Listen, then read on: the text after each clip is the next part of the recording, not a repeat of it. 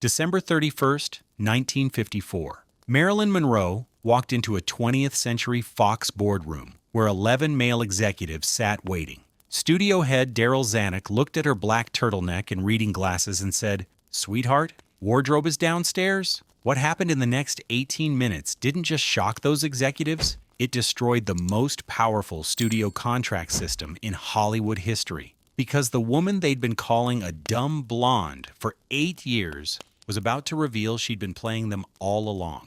And the 7 words she said next would cost Darryl Zanuck everything. But here's what nobody in that boardroom knew. While Fox executives thought Marilyn had been in New York studying acting at the Actors Studio, she'd actually been doing something else entirely. For 8 months, she'd been meeting with corporate lawyers, studying contract law, building a case, and she'd discovered something in her Fox contract that their entire legal team had missed, a single clause that would blow their system apart. Darryl Zanuck opened the meeting with the confidence of a man who held all the power. "Marilyn, sweetheart, let's cut through the drama. You've been difficult. Walking off sets, missing fittings, this whole New York acting fantasy. It ends today." He slid a document across the table. New contract, 7 pictures, $2,000 per week, a generous raise. You sign now, we forget this little rebellion, and everybody wins. The other executives nodded. This was a formality.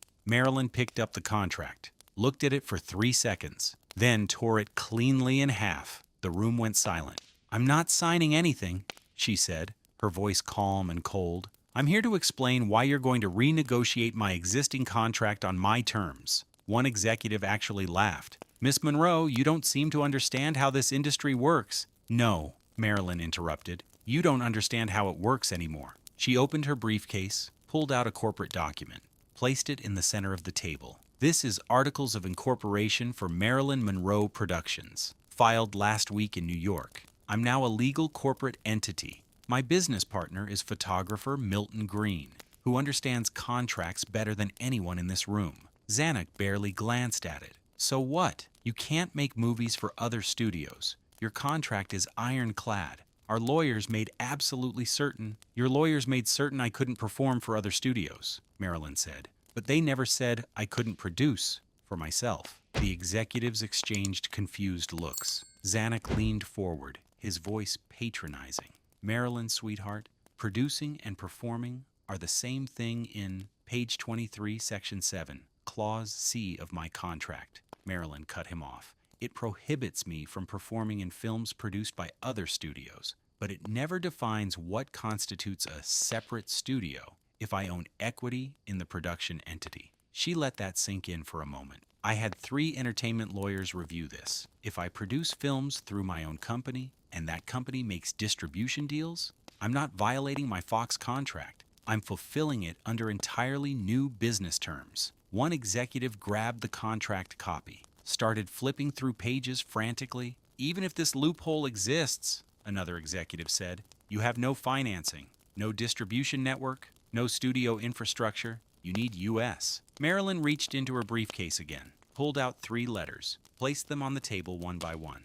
Warner Brothers, United Artists, Columbia Pictures. She tapped each letter. "All 3 have expressed interest in distribution deals with Marilyn Monroe Productions. They'd love access to my films without negotiating through Fox. Turns out, your competitors are very excited about this loophole." She paused for effect. "Oh, and I've been talking to other Fox contract players, explaining this legal strategy. Many of your contracts have identical language to mine." One executive's face went white. "You're trying to steal our entire talent roster?" "I'm not stealing anyone," Marilyn said. "I'm educating them. That's called information sharing. You boys do it at your golf club every weekend." Zanuck stood up, his face reddening. "This is breach of contract. We'll sue you into oblivion. We'll blacklist you across every studio in Hollywood. I'll personally make certain you never—" "Darryl," Marilyn said quietly, "sit down." Something in her tone made him stop. She reached into her briefcase one final time, pulled out a small recording device, placed it on the mahogany table. The room went completely silent. What Marilyn did next wasn't just about her contract. What she was about to reveal would expose the entire studio system's darkest secret, the real reason they kept actresses trapped in these contracts, and why they were so terrified of losing control. The recording device sat on the table like a bomb. "For the past 8 months," Marilyn said, her voice steady, "I've been recording conversations, meetings with executives, phone calls, casting sessions." Zanuck's hands started shaking. "I have you on tape, Darryl, explaining your requirements for young actresses who want roles at this studio. I have you describing exactly what happens in your office after hours, what you require from women who want to move from contract player to featured roles." She looked around the table. "I have 4 other executives in this room on tape saying similar things. I have 12 actresses willing to testify about their experiences with Fox's casting process." The room was dead silent except for someone's heavy breathing. "I don't want to use these recordings," Marilyn continued. "I'm not trying to destroy careers. I'm trying to change a system." She pulled out a typed document. "Here's what's going to happen. You're going to call your legal team after this meeting. They're going to confirm everything I said about the production company loophole. Then you're going to realize you have 2 choices." She held up one finger. "Choice 1, you fight me. We go to court. The case drags on for 2 years. During that time, I make films with Warner Brothers through my production company. Your competitors get rich off Marilyn Monroe. You get nothing. Meanwhile, every actor in Hollywood realizes they can use the same loophole. Your entire contract system collapses. Plus, these recordings get leaked to Confidential magazine." She held up a second finger. "Choice 2, you negotiate with me right now. Give me what I want: script approval, director approval, $100,000 per picture, profit participation. In exchange, I make films for Fox under these new terms. You get to save face. Tell the press you're partnering with my production company. Make it sound innovative instead of desperate." She leaned forward. "You get to keep Marilyn Monroe. You get to keep your reputation. You get to keep the other actors from learning about this loophole, because I'll keep it quiet as part of our deal." Zanuck stared at her, his face ashen. "You calculated all of this," he said quietly. "I've been calculating this for 3 years, Marilyn said. "Since the day you called me into your office and told me I was just a body in a tight dress and that I should be grateful for any role you gave me." She stood up, started packing her briefcase. "One more thing. I want Darryl Zanuck removed from any creative involvement in my films. No script input, no casting approval, no set visits, nothing." Zanuck's face went purple. "You can't, I can, and I am." Marilyn picked up her briefcase. "My lawyer will send over the contract terms tomorrow morning. You have 48 hours to respond. After that, I'm accepting Warner Brothers' offer and holding a press conference where I explain exactly why I left Fox." She walked to the door, put her hand on the handle, then turned back. "Oh, and gentlemen, stop calling women sweetheart in business meetings. It makes you sound insecure." She walked out. For 30 seconds, nobody in that room moved. Then Zanuck picked up the phone, called Fox's head legal counsel, said 4 words, "Get in here now."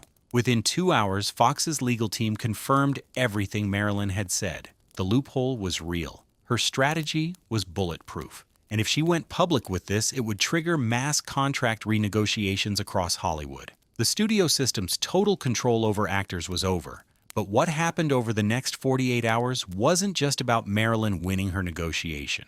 What happened exposed something even bigger, something that explained why Hollywood's most powerful men had fought so hard to keep this contract system in place, and why Marilyn's victory terrified them more than losing money. Within 24 hours, Warner Brothers made a public announcement. Warner Brothers is in discussions with Marilyn Monroe Productions regarding a groundbreaking distribution partnership. United Artists released their own statement 6 hours later. Fox's leverage evaporated overnight. If they didn't deal with Marilyn on her terms, their competitors would. But there was a bigger problem. On day 2, Fox's legal team finished reviewing all their active contracts. They found the same ambiguous language in 47 different talent agreements. If Marilyn's strategy went public, it would trigger an exodus. James Dean's team was already asking questions. Marlon Brando's lawyer had called. Even contract players making $500 per week were whispering about forming production companies. Zanuck called an emergency board meeting, not with Marilyn, with Fox's corporate executives and major shareholders. His message was blunt. We either give Monroe exactly what she wants, or we lose control of our entire talent system.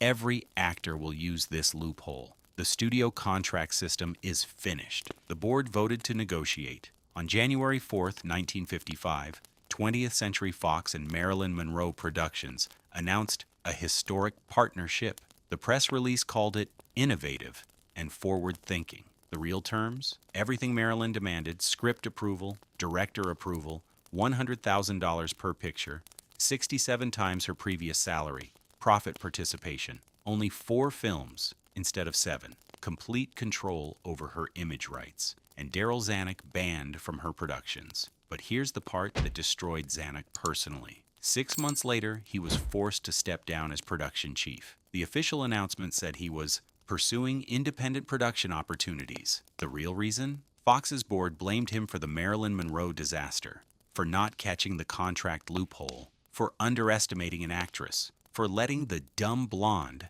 outmaneuver their entire legal department. His reputation as Hollywood's most powerful studio executive never recovered. Meanwhile, Marilyn Monroe Productions became the template. James Dean studied it before he died.